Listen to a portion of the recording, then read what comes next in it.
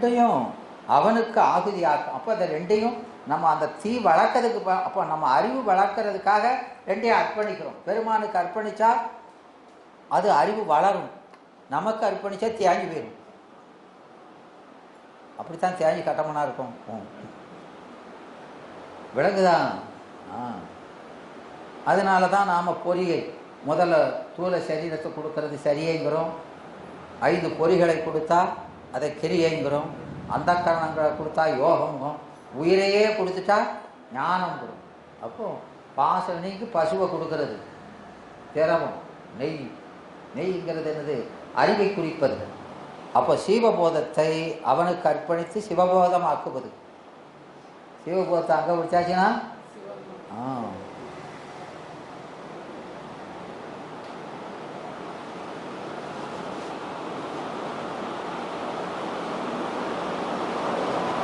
அதான் மடம்படு உணர்னை அட்டினார்.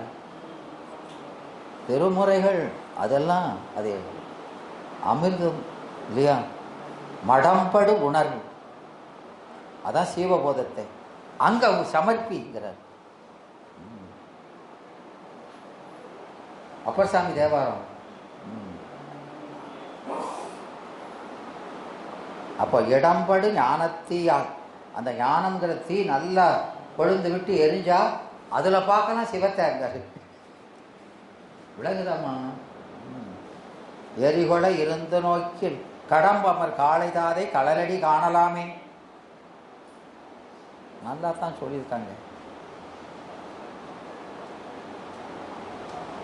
அவ்வளவு வெளிச்சம் வந்தா பெருமான் அதுல தெரிவார். ஞானத்தி இடம்படு ஞானத்தி இதுவரைக்கு மடம்படுவதற்கு காரணமாக இருந்தது, அது இடையூறாக இருந்தது. இது அவனை அடைவதற்கு இந்த பாசஞான இடையூறாக இருந்தா இல்லையா?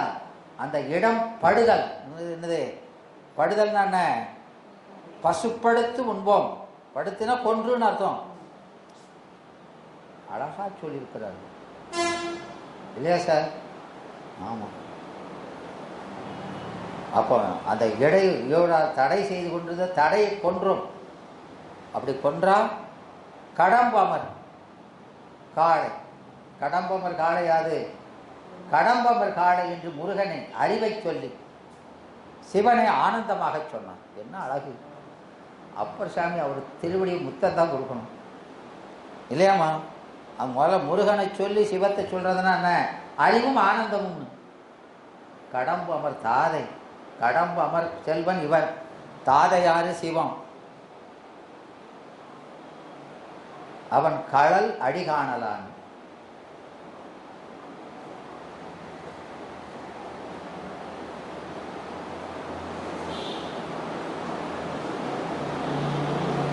அப்போ எங்க தரிசனத்துக்கு அப்புறம் சுத்தி, ஆன்ம சுத்தி. அது என்ன? எதுல வருது? பூசையில ஹோமம்.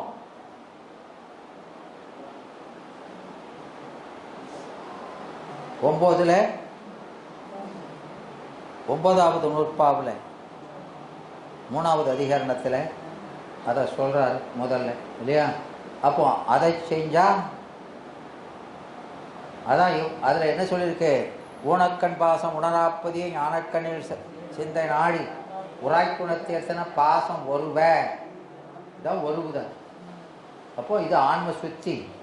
அது என்னது? அதுக்கு பேர் என்ன பேரு? ஆன்ம சுத்தி. பாசம் நீங்கிறதுக்கு பேர் தான் ஆன்ம சுத்தி.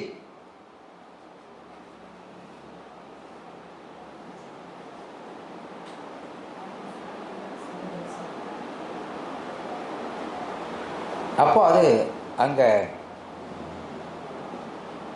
அது மூலாதாரத்தில் நடந்தது இல்லையா? பூசை எங்க நடந்தது? இதயதானத்தில் பூசிக்க இல்லையா? அப்ப பூசிச்சா பாசை நீங்காச்சு. பாசை நீங்காச்சுன்னா நாம சுத்தான்மா அவாயாச்சு, ஞானம் பெற்றாச்சு இல்லையா? அப்போ ஞானத்தின் பயன் என்ன?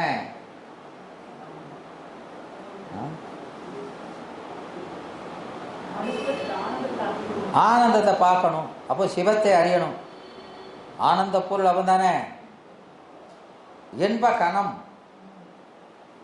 இல்லையா? அப்போ அவனோட அதை அனுபவிக்கணும்னா முதல்ல அவனோட கூடணும், அதுக்கப்புறம் அழுந்தணும் இல்லையா? அதான் தியானம். அது பூசை மூலம் அவனை அறிந்து கூடுதல்.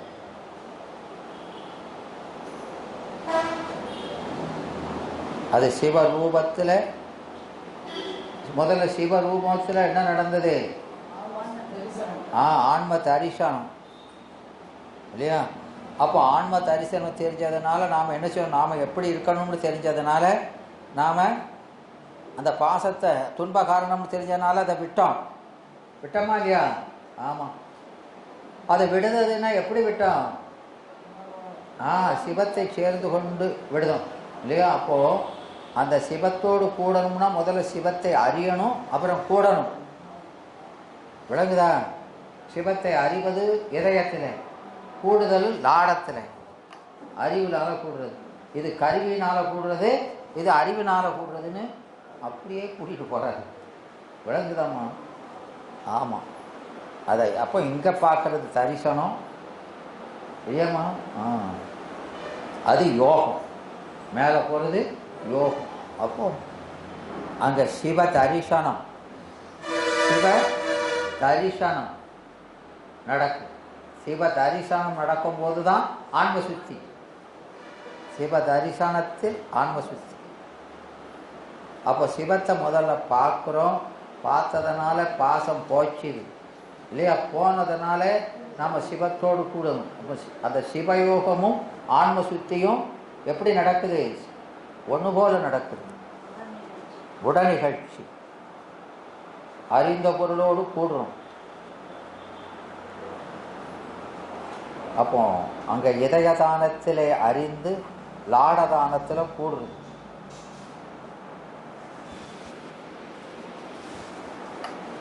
அப்போ அங்கே சிவ தரிசனம்னானது சிவரூபம் அப்படிங்கிற சொல்லும் போது நாம் சிவம் பொதுவாக அறிதல் தானே.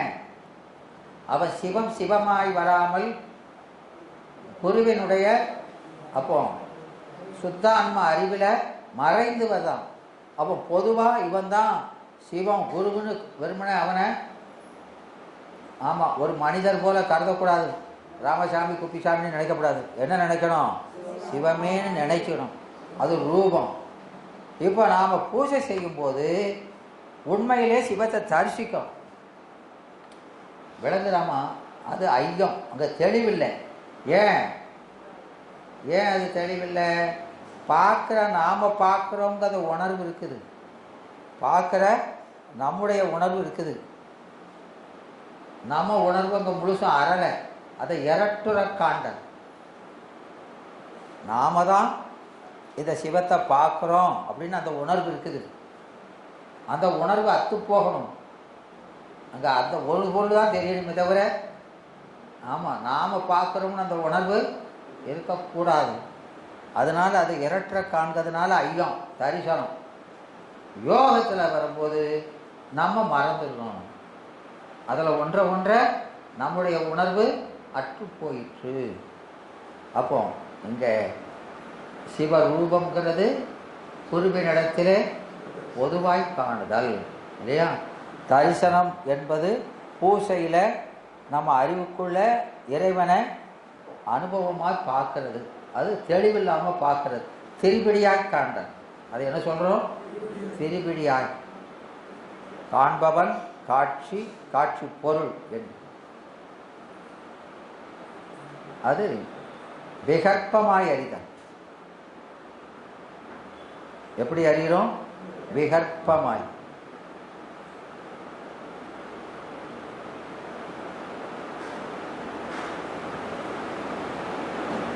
உலகத்து பொருளை பாசத்தை அறியும் போது விகற்பமாய் அறிதல் என்பது தெளிவு.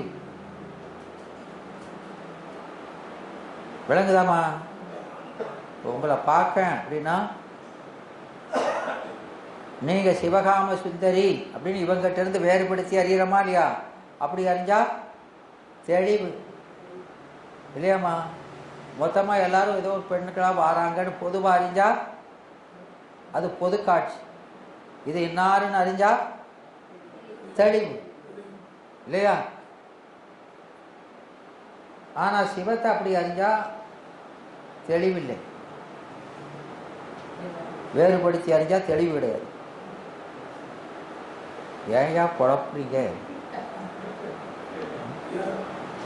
ஆமா, ஏன்னா நீங்கள்லாம் எனக்கு வேறு, இவங்கெல்லாம் வேறான பொருளை வேறாய் அறிவது தெளிவு இல்லையா?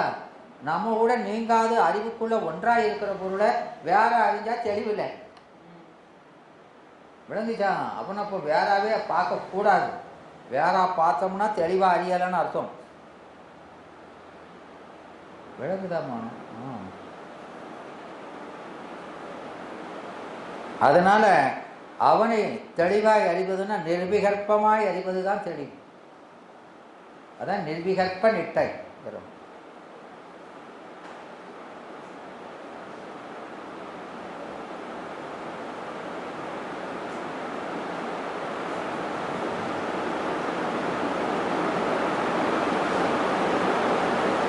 சவிகற்பமாய் அறிபவர் சீவன் முத்தர், நிர்விகற்பமாய் அறிபவர் பரமுத்தர். அப்போ நிர்விகற்பமாய் அறிபவர் பரமுத்தர்ங்கிறது, இந்த பரமுத்தர்ங்கிறது அந்த பரமுத்தியை அனுபவிக்கின்ற அபரமுத்தர். பரமுத்தியை அனுபவிக்கிற யாரு? அவர் அந்த தீவிர பக்குவம் உடையவர். தீவிரதா போயிட்டானே, போயிருந்தேன்னு அப்பவுமே போயிட்டானே. அவன் தீட்சை செஞ்ச உடனே பெட்டியை கட்டிட்டாரு. விளங்குதாமா? அவங்கெல்லாம் சத்தியோ நிர்வாணம். அவங்கெல்லாம் என்னது? சத்தியோ நிர்வாணம். சத்தியம்னா உண்மை, நிர்வாணம்னா விடுதல். உடனே விட்டுட்டான், உடனே போயிட்டான். விளங்குதா? இவன் இன்னும் விட முடியலை, கொஞ்சம் தொக்கிட்டு கிடக்கு. அவன் தீவிரம், அவர் அபரமுத்தர். அப்போ அந்த உடம்போடு இருந்தா கூட அவங்களுக்கு அபரமுத்தர்னா வைந்தவ சரீரின்னு அர்த்தம். அவங்க யாரு? வைந்தவ சரீரி. அவங்க தீவிரம் உடையவங்க வைந்தவ சரீரி. முக்கிய பெறதுக்கு அடுத்த நிலை விஞ்ஞான கல நிலை தானே. அந்த நிலையில் இருக்கிறவங்க அவனுக்கு மாய கர்மமெல்லாம் பந்திக்காது. அப்போ அவன் உடம்போடு இருந்தாலும் அந்த உடம்போ வினையோ அவன் நிட்டை கூடி இருப்பதை கலைக்க முடியாது. அதனால அவர் உடம்போடு இருந்து கொண்டு என்ன செய்வாங்க? பேரின்பத்தை அனுபவிப்பார். அம்மையும் இம்மை, அம்மையும் இம்மை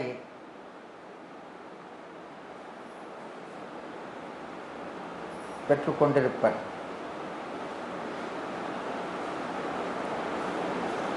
அப்புறம் அந்த அப்போ அங்கே என்ன பண்ணிட்டு இருக்காங்க? வழிபாடு தானே செஞ்சுட்டு இருக்காங்க. அந்த வழிபாடு செய்ய செய்ய அந்த பலன் கூடி அவன் தீவிரம் அதிதீவிரமாகி, எப்போ அதிதீவிரமானானோ அப்போவே உடம்புல இருந்து பிரிஞ்சு போயிடுவான். விளங்குதா?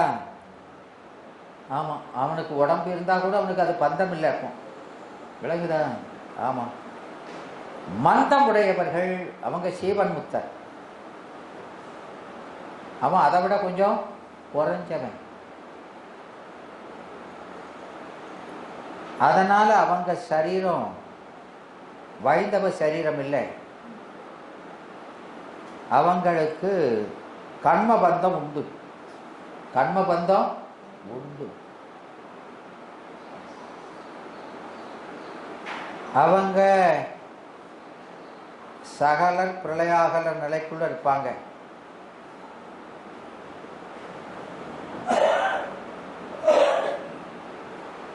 அதனால அவங்க தொடுவதும் விடுவதுமாயிருப்பர், தொடுவதும் விடுவதுமாயிருப்பர்.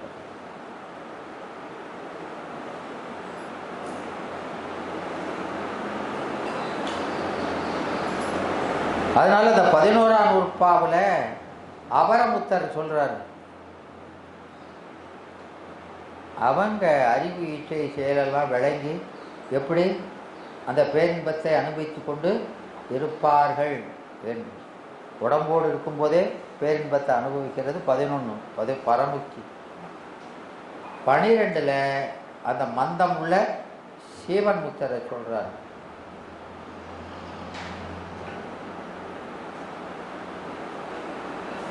அவன் எப்படி இருப்பான் இல்லையா? அப்போ 2 ஏன்னா இன்னொருத்தர் இருக்கான், யாரு? மந்த தரம்னு. அந்த மந்த தரம் அவன் சாதகன், அவன் இன்னும் சிவஞானத்தையே பெறலை. சிவஞானத்தை பெற்ற பிறகுதான் ஆனந்தத்தை பற்றி யோசிக்கணும் இல்லையா? அதனால அவனை கணக்கிலேயே எடுத்துக்கிட்டேன். ஏன்னா அவனுக்கு சிவஞானமே இந்த விளையாட்டுக்கே வரல. விளையாடுதா? ஆமாம். இன்னொருத்தன் உடனே போயிட்டான், அவனையும். ஆமாம், அதுதான் இங்கே நமக்கு சொன்ன மாதிரி அந்த அதிகாரி சொல்லும் பொழுது இல்லையா? அதிகாரி சொல்லும் போது என்ன சொல்றாரு? சிவஞான சித்தியாருக்கு அதிகாரி என்ன சொல்றாரு? போத மிகுந்தோர் மிகுந்த பேதமைக்கு பொருந்தினோருக்கு அன்றி. போதம் மிகுந்தோர் சாமு சித்தர் அவங்களுக்கும் நூல் தேவையில்லை. தொகுத்த பேதமைக்கே பொருந்தினோர் பிராகிருத சரீரம் உடையவர்கள் இல்லையா? உலக உலகன் அவனுக்கு இறை நாட்டமே இன்னும் வரலை. அவனுக்கும் அந்த நூலை சொன்னால் பிரயோஜனம் இல்லை. அப்போ நடுவில் இருக்க வைநகர் கதிப்பால் செல்ல ஏது நெறி எனும் அவருக்கு எப்படி நல்ல கதியை அடையலாம்னு தாகத்தோடு இருக்கானே.